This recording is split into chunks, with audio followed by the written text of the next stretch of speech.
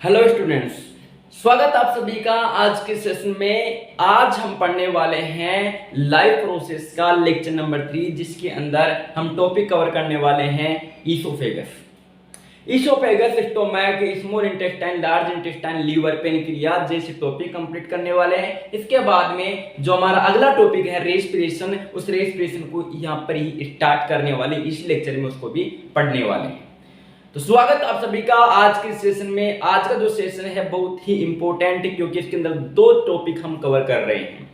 तो स्टार्ट करते हैं हमारे लेक्चर को, जहां पर हमने छोड़ा था वहीं से स्टार्ट करते हैं। तो पिछली क्लास में हमने कहां तक पढ़ा था? पिछली क्लास में हमने पढ़ा था फेरिंग्स तक। फेरिंग्स पढ़ने के बाद में हमने कहा था कि इसको अगले लेक्चर में पढ़ेंगे, तो अगला लेक्चर भी आ चुका है। तो इस लेक्चर में हम स्टार्ट करने वाले हैं मेनली ईसोफेगस से। किससे स्टार्ट करने वाले हैं? ईसोफेगस से। तो आज का जो टॉपिक रहेगा वो क्या रहेगा? हमारा ईसोफेगस रहेगा।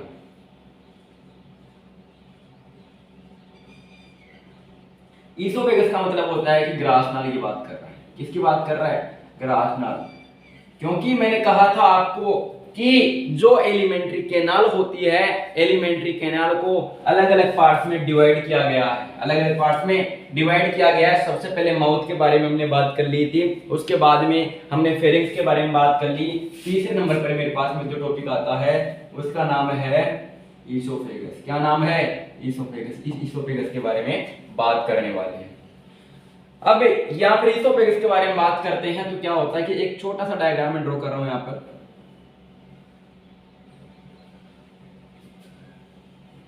ये डायग्राम ड्रॉ कर रहा हूं मैं, बताइएगा जरा मुझे। इस प्रकार से ईसोफेगस का डायग्राम होता है। ये वाला जो होता है ये क्या होती है? कौन सी ट्यूब होती है? ईसोफेगस होती है। ईसोफेगस होती है ये वाली ट्यूब। कौन सी होती है? ईसोफेगस होती है। ये क्या होता है? स्टोमक होता है। ओके, यहां तक क्लियर है क्या? यहां तक क्लियर है। अब इसके बारे में हमें बात करनी थी। ईसोफेगस आपको दिख रहा होगा, इसको मैं फूड पाइप भी कह सकता हूं। क्या कह सकता हूं? इसको फूड पाइप भी कह सकता हूं। यहां तक कोई डाउट नहीं होना चाहिए। फूड पाइप भी कह सकता हूं ईसोफेगस को। क्यों कह सकता हूं? क्योंकि इसके अंदर मेनली फूड की बात करते हैं, क्योंकि फूड इसके अंदर एंटर करता है। इसके अंदर गैसेस तो आते नहीं है, इसके अंदर तो ओनली फूड आता है ना, इस वजह से फूड पाइप इसको मैं नाम देता हूं। ओके, इसकी कुछ प्रॉपर्टीज होती है जो आपको जाननी चाहिए। इसके अंदर कुछ प्रॉपर्टीज होती है, जैसे कि ईसोफेगस होती है एक ट्यूब लाइक स्ट्रक्चर होती है। जिसमें फूड पाइप भी कह रहा हूं। ट्यूब लाइक स्ट्रक्चर क्या होती है? ट्यूब लाइक स्ट्रक्चर होती है। दूसरी बात, ट्यूब जैसी होती है। इसके अंदर जो होता है, इसके अंदर जो फूड एंटर करता है, तो कभी कभी ऐसा हो जाए कि जो हमारा फूड है आगे नहीं बढ़ पा रहा है, क्योंकि पाइप है, मेनली कोई पाइप है। इस पाइप में से फूड का ट्रांसफर आगे नहीं हो पा रहा है, कभी ऐसा हो जाए तो हमें नेचर ने इसके अंदर कुछ प्रॉपर्टीज दी है। इसके अंदर म्यूकस पाया जाता है। क्या पाया जाता है? म्यूकस पाया जाता है। ये म्यूकस जो होता है, इसके पास में इस प्रकार से लगी हुई जो सेल्स होती है, इसके पास में उसके अंदर म्यूकस प्रेजेंट होता है। मैंने म्यूकस करता क्या है? ये म्यूकस है आने वाले भोजन, जो भोजन होता है, ये जो फूड का पार्टिकल है, ये फूड का पार्टिकल जो आपको दिख रहा है, इस फूड के पार्टिकल को क्या बनाता है? स्टिकी बनाता है। क्या बनाता है? स्टिकी बनाता है। स्टिकी मतलब चिपचिपा बनाता है।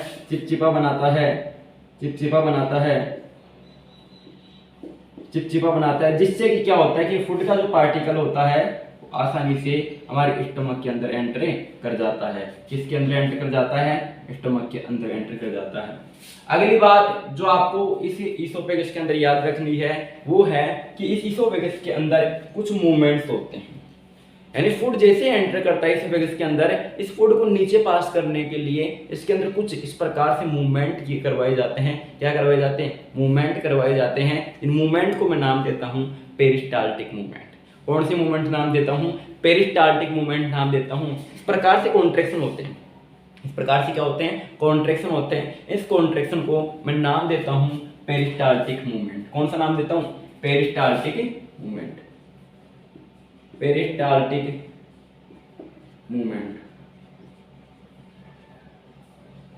या मैं कह सकता हूं परमाणु कुंचन गति भी इसको कहता हूं, परमाणु कुंचन गति भी कहता हूं। और म्यूकस को क्या कहते हैं हिंदी में? श्लेष्मा कहते हैं। क्या कहते हैं? श्लेष्मा कहते हैं। तो आपको लिखना क्या है यहाँ पर, याद क्या रखना है? आपको यही याद रखना है कि एक ट्यूब लाइक स्ट्रक्चर होती है जिसके अंदर म्यूकस प्रेजेंट होता है। म्यूकस क्यों पाया जाता है? क्योंकि इसके अंदर आने वाला जो फूड होता है उसको स्टिकी बनाया जाता है। इसके अलावा अगर ये फूड के पार्टिकल्स या फूड जो है अगर इसके अंदर रुक जाए, इसको रोकने के लिए इसके अंदर मूवमेंट पाई जाती है, उस मूवमेंट को कहते हैं पेरिस्टाल्टिक मूवमेंट। उम्मीद है कि ये बातें आपको समझ में आई होगी। अब ये सभी पॉइंट्स क्लियर है। अगर पेरिस्टाल्टिक मूवमेंट हो जाती है तो क्या होता है कि फूड का जो पार्टिकल है आगे मूव कर जाता है। ये क्या है? फूड है। क्या है ये? Food particle. किसका पार्टिकल है? फूड है। ये फूड आगे मूव कर गया, आगे किसके पास में आ गया? स्टोमक के पास में आ गया। किसके पास में आ गया? स्टोमक के पास में आ गया। तो फोर्थ नंबर पर मैं बात करूंगा किसकी? स्टोमक की। स्टोमक की बात करूंगा, मतलब किसकी बात करने वाला हूं मैं? आमाशय की बात करूंगा। किसकी बात करने वाला हूं? आमाशय की बात करने वाला हूं। तो यहां तक आपको कोई डाउट नहीं होना चाहिए। स्टोमक की बात कर रहा हूं, यहाँ पर आमाशय की बात कर रहा हूं। तो आमाशय के अंदर जैसे भोजन आ जाता है, भोजन आ जाता है तो सर इसके अंदर क्या होगा? इसके अंदर क्या होगा? इसका डाइजेशन होगा। सर डाइजेशन इस ईसोफेगस के अंदर नहीं होता क्या? नहीं, इस ईसोफेगस के अंदर किसी प्रकार का कोई डाइजेशन नहीं होता है। अगर आप चाहते हैं तो मैं यहाँ पर लिख देता हूँ, यहाँ पर किसी प्रकार का डाइजेशन नहीं होता है। मैं कह सकता हूँ कि digestion and absorption are absent. क्या होते हैं? माइनस एंटी का मतलब होता है एब्सेंट। इसके अंदर पाचन और अवशोषण अनुपस्थित होता है। इसके अंदर पाचन और अवशोषण अनुपस्थित होता है। किसके अंदर? ईसोफेगस के अंदर। फोर्थ नंबर पर मैंने बात की है स्टोमक की। किसकी बात की है? स्टोमक की मतलब आमाशय की बात की। इसकी बात की है? आमाशय की बात की है। आमाशय मतलब स्टोमक। इसके अंदर क्या होता है? देखिए इसके अंदर होता क्या है, जैसे फूड इसके अंदर एंटर कर जाता है तो जो डाइजेशन की प्रोसेस है इससे स्टोमक के अंदर करवाई जाती है। इस स्टोमक के अंदर होती है डाइजेशन की प्रोसेस। फिर ये डाइजेशन की प्रोसेस होती कैसे और क्यों होती है? सबसे पहली बात आप ये समझिए, जो स्टोमक है इसकी सरफेस पर है इस प्रकार से फोल्ड लाइक स्ट्रक्चर पाई जाती है। फोल्ड लाइक स्ट्रक्चर्स प्रेजेंट होती है। इसकी सरफेस पर एक फोल्ड लाइक स्ट्रक्चर्स प्रेजेंट होती है। किसकी सरफेस पर? स्टोमक की सरफेस पर, जिसको नाम देता हूं मैं गैस्ट्रिक ग्लैंड नाम देता हूं, या गैस्ट्रिक रुगे भी नाम देता हूं इसको। क्या नाम देता हूं? गैस्ट्रिक रुगे नाम देता हूं। एक गैस्ट्रिक ग्लैंड पाई जाती है। आप ये समझिए, इस स्टोमक की जो लेयर होती है, जो वॉल होती है, इस वॉल पर गैस्ट्रिक ग्लैंड्स प्रेजेंट होती है। गैस्ट्रिक ग्लैंड्स प्रेजेंट होती है। सर ये गैस्ट्रिक ग्लैंड्स क्या करती है? अभी थोड़ी देर पहले मैंने कहा कि यहाँ पर क्या होता है? डाइजेशन होता है। डाइजेशन प्रेजेंट होता है। अगर इसके अंदर डाइजेशन होता है स्टोमक के अंदर तो इसका मतलब हुआ कि गैस्ट्रिक आगे लगा हुआ है ग्लैंड। आगे क्या लगा हुआ है? ग्लैंड। अगर ग्लैंड की बात कर रहा है तो कहीं ना कहीं ये कुछ रिलीज करने की बात कर रहा है। सर रिलीज क्या करेगा? रिलीज हो सकता है कि एंजाइम करे, और मेनली एंजाइम ही रिलीज करता है। तो गैस्ट्रिक ग्लैंड जो होती है मेनली एंजाइम रिलीज करने की बात कर रहा है। किसको रिलीज करने की बात कर रहा है? एंजाइम रिलीज करने की बात कर रहा है। तो यहाँ पर देखिए, यहाँ पर क्या होता है? इस स्टोमक के अंदर कुछ एंजाइम्स प्रेजेंट होते हैं जो गैस्ट्रिक ग्लैंड द्वारा सीक्रेट किए जाते हैं। एंजाइम्स सीक्रेट किए जाते हैं किसके द्वारा? इस गैस्ट्रिक ग्लैंड के द्वारा। इसे गैस्ट्रिक ग्लैंड के द्वारा इसमें सबसे पहला एंजाइम जो है वो है पेप्सिन। पेप्सिन एंजाइम होता है। ये पेप्सिन एंजाइम क्या करता है? ये पेप्सिन एंजाइम प्रोटीन का पाचन करता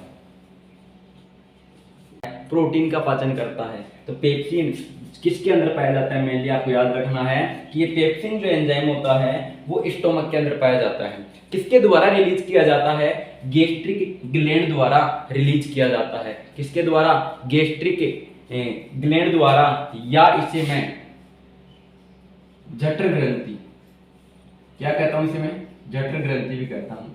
जठर ग्रंथि के द्वारा ये रिलीज किया जाता है। क्या किया जाता है? रिलीज छोड़ा जाता है। किसके द्वारा? गैस्ट्रिक ग्लैंड के द्वारा। नाम होता है पेप्सिन और डाइजेशन करता है प्रोटीन का।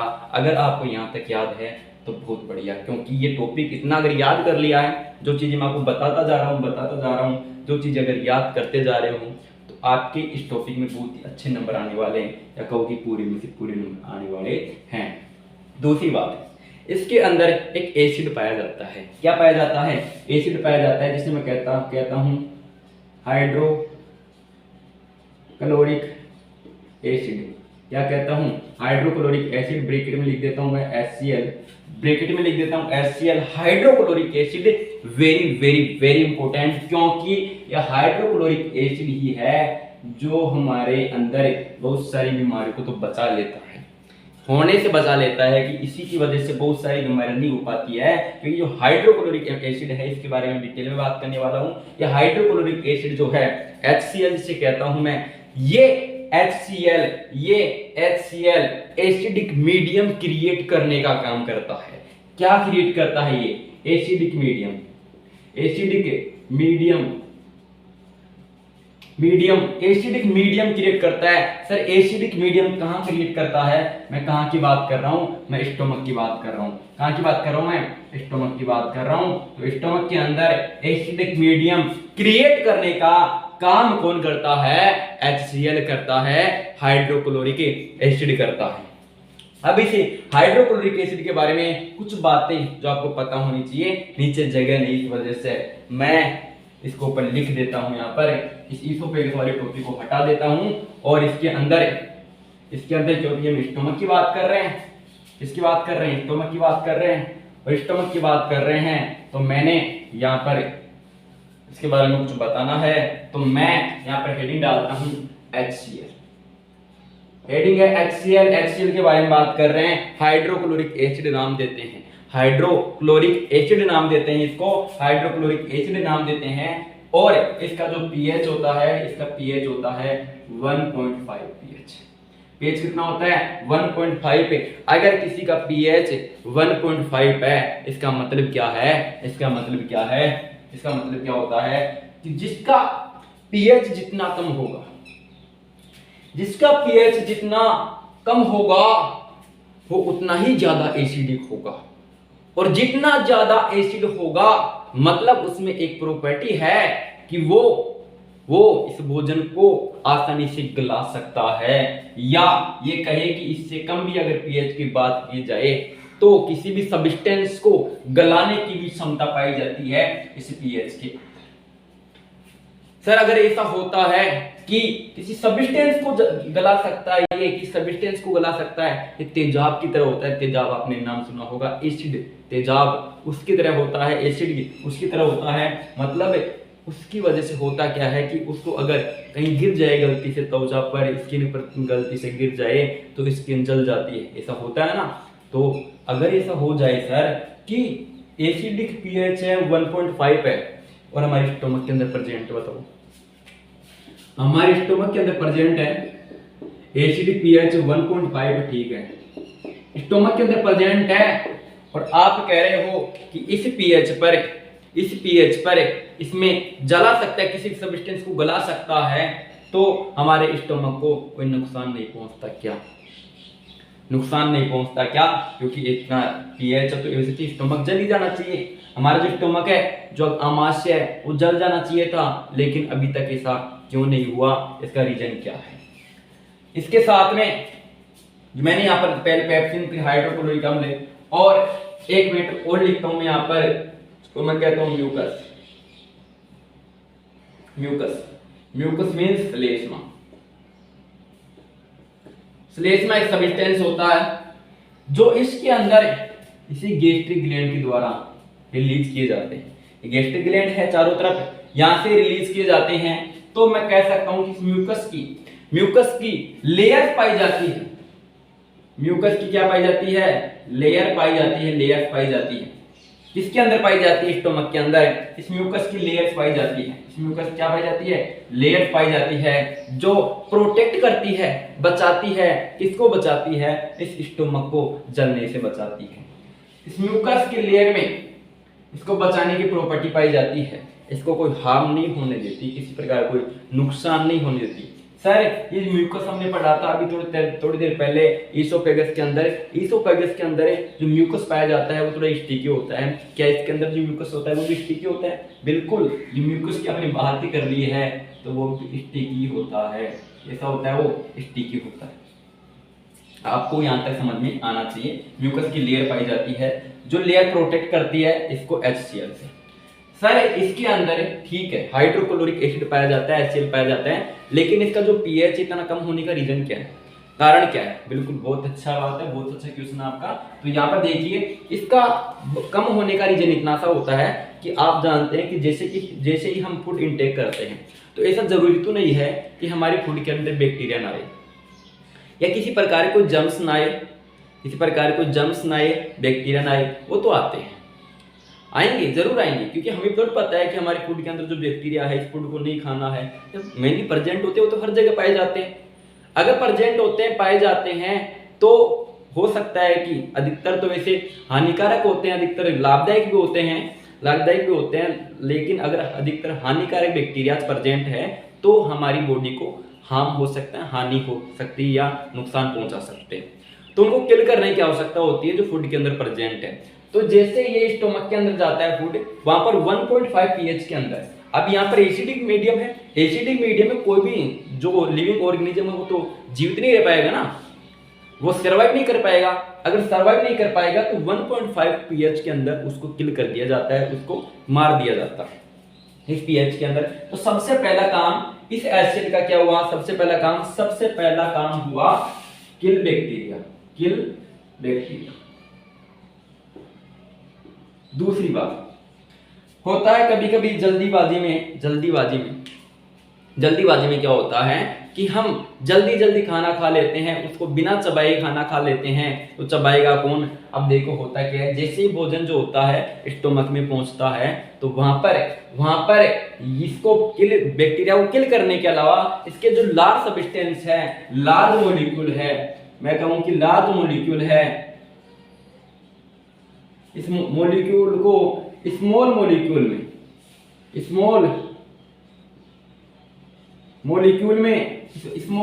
में ब्रेक कर दिया जाता है। Large molecule to small molecule break, कह सकता हूं मैं,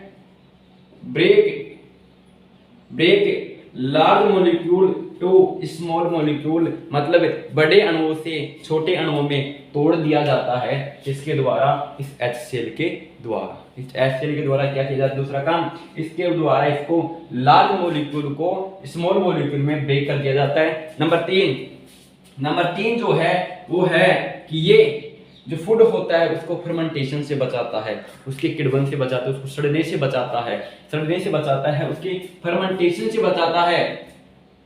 ये क्या करता है? Protect the food for fermentation.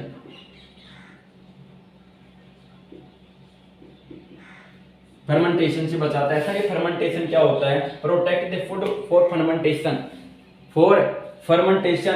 तो होता क्या है कि फर्मेंटेशन का मतलब सिर्फ इतना सा होता है, किण्वन और सड़ जाना सड़ जाना क्या कहलाता है? फर्मेंटेशन कहलाता है। ये शब्द जो है आगे आने वाला है तो उसको वहां पर भी डिटेल में समझ सकते हैं आप। फर्मेंटेशन का मतलब होता है सड़ जाना। ओके, सड़ जाना।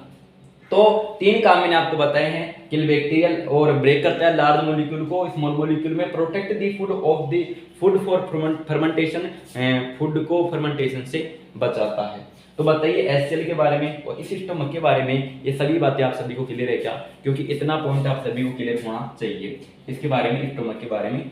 यही पॉइंट्स आपको याद रखने हैं स्टोमक के अंदर, यही चीजें आएगी, इसके बाद कुछ भी नहीं आने वाला है। जो चीजें मैंने आपको बता दी है वही आपको याद रखनी है। इसके बाद में इसके बाद में कुछ ग्लैंड्स की ऐड करूंगा यहाँ पर, कुछ ग्लैंड्स, क्योंकि स्टोमक तक तो पहुंच चुके हैं, 4th नंबर का टॉपिक था, लेकिन उसके अंदर कुछ ग्लैंड्स भी ऐड की थी मैंने, जिसके अंदर मेरे पास में लीवर था और पेनक्रियाज था। लीवर पेनक्रियाज मुझे यहाँ पर कंप्लीट करना है, क्योंकि मैं सैलिवरी ग्लैंड्स की बात कर चुका हूँ। इसको मिटा देता हूँ मैं यहाँ से, ठीक है।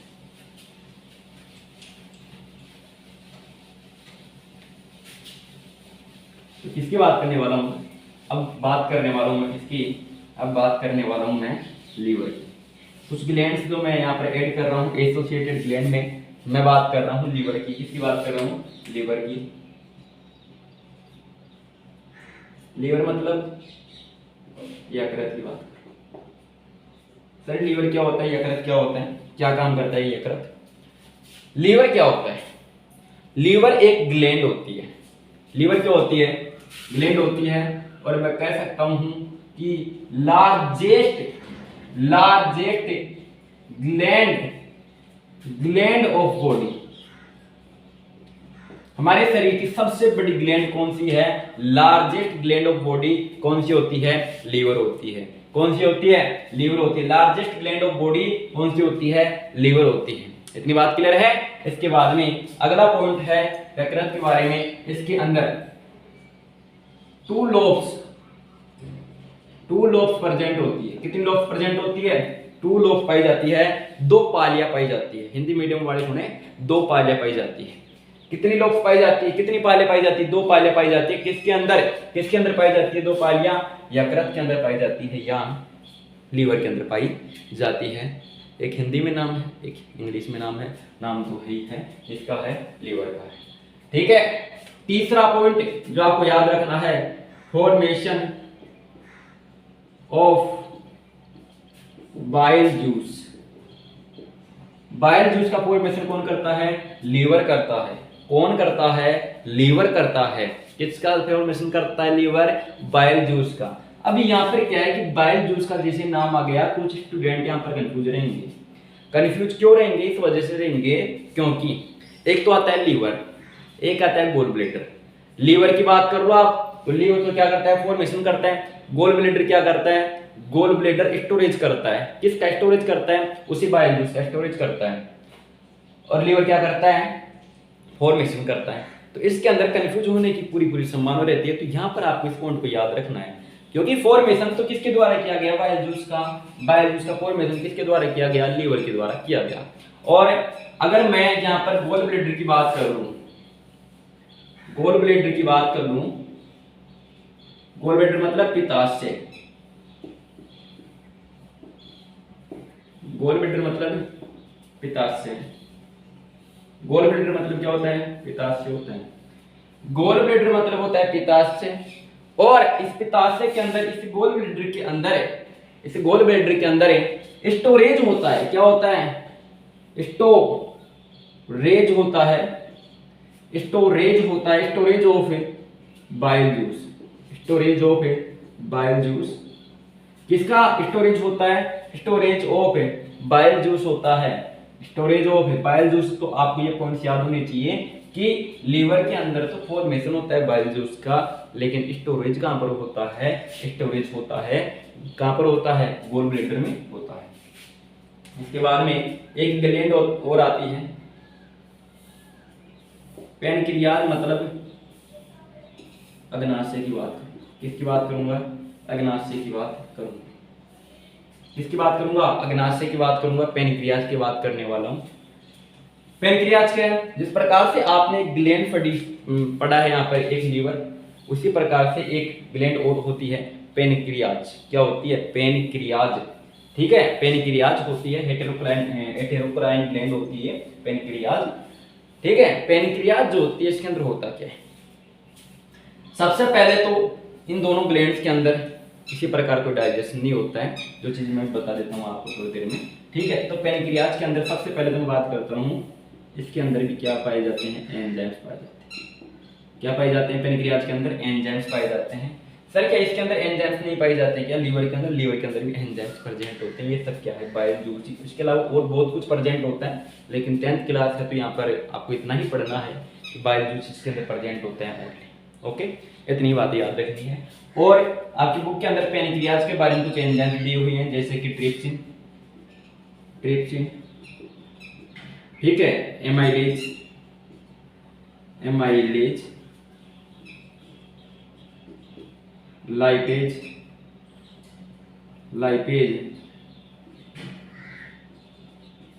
लाइपेज, इसको देख लेना एक बार, लाइपेज। हाँ, ट्रिप्सिन जो एंजाइम प्रेजेंट होता है, कहाँ पे प्रेजेंट होता है, पैनक्रियाज प्रेजेंट होता है। और ट्रिप्सिन क्या करता है, डाइजेशन ऑफ प्रोटीन, कौन करता है, ट्रिप्सिन करता है। Amylase, digestion of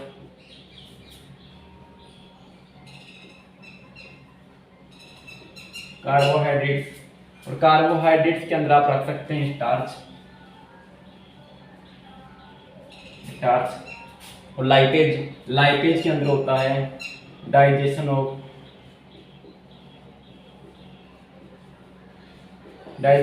fat. Trypsin digestion of protein, amylase digestion of carbohydrate, lipase digestion of fat. ये तीनों एंजाइम अगर ये आपने याद कर लिए हैं तो बहुत बढ़िया, आपको याद होनी चाहिए, वेरी वेरी वेरी इंपॉर्टेंट। क्यों, इस वजह से, क्योंकि ये जो होता है यहाँ पर स्टूडेंट कंफ्यूज होता है, क्योंकि एंजाइम्स मैंने और भी बता दी पीछे, तो उसके अंदर कंफ्यूज होता है कि होता कौन सा है, तो इस वजह से आपको यहाँ पर याद रखने। ओके, तो पैनक्रियाज की मैंने बात कर ली, पैनक्रियाज के अंदर इतना ही पॉइंट है जो आपको याद रखना है। दूसरी बात आप लीवर लो या फिर पैनक्रियाज लो, कंबाइंड बात करता हूं, लीवर एंड पैनक्रियाज।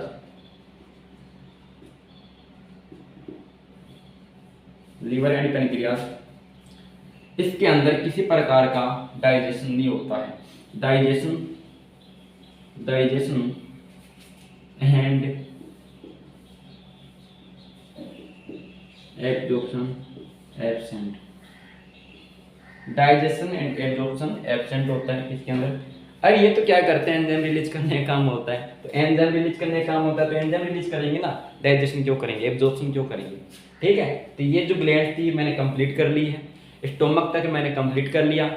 आगे स्मॉल इंटेस्टाइन के बारे में बात करने वाले, लार्ज इंटेस्टाइन के बारे में बात करने वाले, तो आगे चलते हैं। ठीक है, आगे चलते हैं, किसके बारे में बात कर रहे हैं, हम बात करने वाले हैं, अरे भैया कहाँ जाएगा तू, किसके बारे में बात करने वाले हैं, अब बात करने वाले हैं स्मॉल इंटेस्टाइन के बारे में। किसके बारे में बात करने वाले हैं, स्मॉल इंटेस्टाइन के बारे में बात करने वाले, लार्ज इंटेस्टाइन के बारे में बात करने वाले, और उसके बाद में एनस के बारे में बात करने वाले हैं। तो बताओ ये पॉइंट सभी को क्लियर है क्या। तो हम बात करने वाले हैं किसके, अब हम बात करने वाले हैं किसकी, स्मॉल इंटेस्टाइन। कितने नंबर पर मेरे पास में आता है, स्मॉल इंटेस्टाइन, मतलब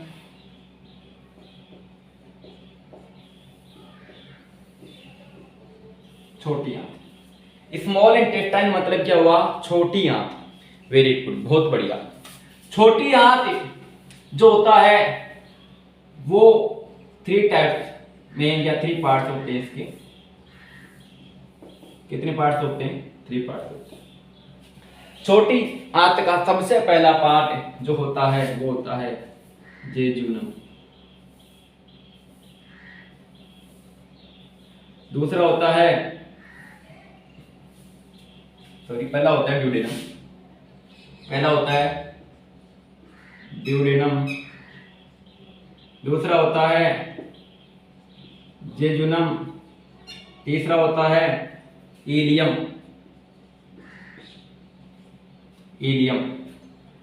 जेजुनम, इलियम, 3 पार्ट में डिवाइड किया गया है इस स्मॉल इंटेस्टाइन को। किसमें डिवाइड किया है, 3 पार्ट में डिवाइड किया गया है। 3 पार्ट में डिवाइड किया गया है ड्यूडेनम को, सॉरी स्मॉल इंटेस्टाइन को। ड्यूडेनम के अंदर अगर बात की जाए तो मैक्सिमम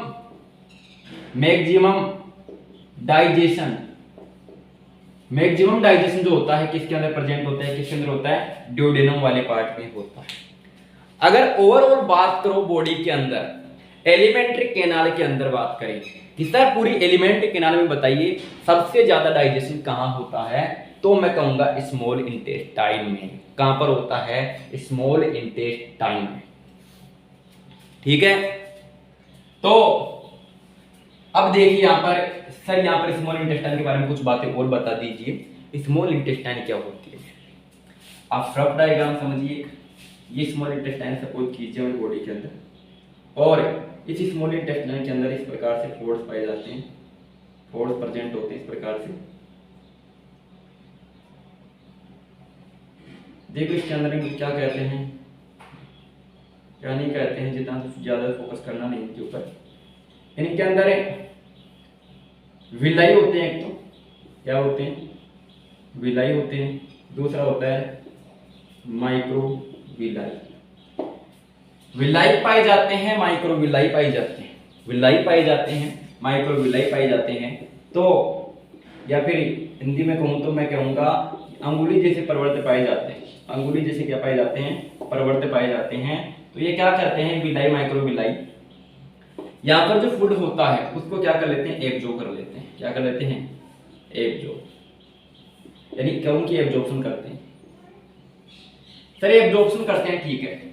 एब्जॉर्प्शन करके कहाँ भेजते हैं? यहाँ पर जो एल आप देख रहे हैं, माइक्रो विलाई जो विलाई देख रहे हैं आप, उसके अंदर क्या होता है? इस प्रकार से ब्लड कैपिलरीज लगी हुई होती है। क्या लगी होती है?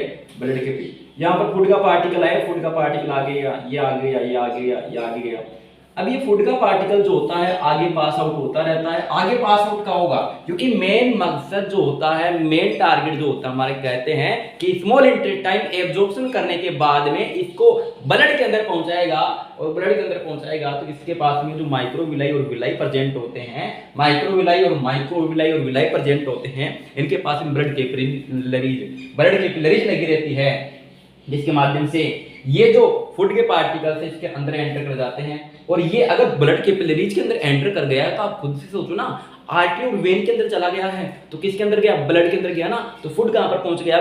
ब्लड के अंदर पहुंच गया। तो हमारे स्मॉल इंटेस्टाइन का जो मकसद होता है, जो टारगेट होता है, वो उसी को पहुंचाना होता है, जिसके द्वारा इसको पहुंचा दिया जाता है। किसके अंदर पहुंचा दिया? किसके अंदर? ब्लड के अंदर पहुंचा दिया। तो स्मॉल इंटेस्टाइन के अंदर ये पॉइंट्स आपको याद रखने, ये पॉइंट्स आपको याद रखने। एक बात याद आ रही है मेरे को, एक बात याद आ गई मेरे को, काफी समय से मैं कहना चाहता हूँ, दिल में दबा करके बैठा हुआ था काफी समय से, तो सुन लीजिए जरा एक बार। तो बात कुछ इस प्रकार से है, बात कुछ इस प्रकार से है। कुछ हेटर्स होते हैं, कुछ हेटर्स होते हैं, हेटर्स के लिए कुछ बात कहना है, कहा है वैसे तो जरा सुनिएगा क्या है बात है। किसी ने फूलों से सजाया, किसी ने फूलों से सजाया तो किसी ने नफरतों से नवाजा। किसी ने फूलों से सजाया तो किसी ने नफरतों से नवाजा।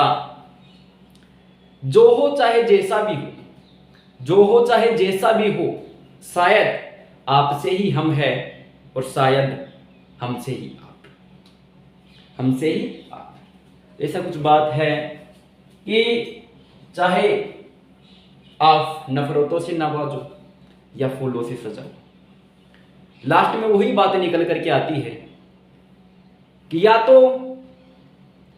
तो आपसे ही हम है या हमसे ही आप, हमसे ही आप।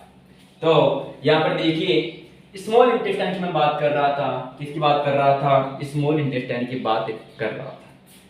तो स्मॉल इंटेस्टाइन के अंदर आपको ये पॉइंट्स याद रखने और कुछ भी याद नहीं रखना है। आपको आगे जब पढ़ते हैं, आगे पढ़ते हैं तो एक और इंटेस्टाइन आती है जिसको मैं कहता हूं लार्ज इंटेस्टाइन। क्या कहता हूं?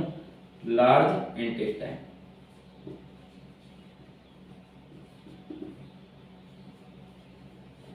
लार्ज इंटेस्टाइन कहता हूं। ये लार्ज इंटेस्टाइन जो होती है ये 3 पार्ट्स में डिवाइड होती है। कितने पार्ट्स होते हैं इसके? 3 पार्ट्स होते हैं। सबसे पहला होता है, सबसे पहला मेरे पास में होता है सीकम। कौन सा होता है? सीकम होता है। दूसरा कौन सा होता है? कोलोन। तीसरा कौन सा होता है? तीसरा कौन सा होता है? सीकम होता है, कोलोन होता है और रेक्टम होता है।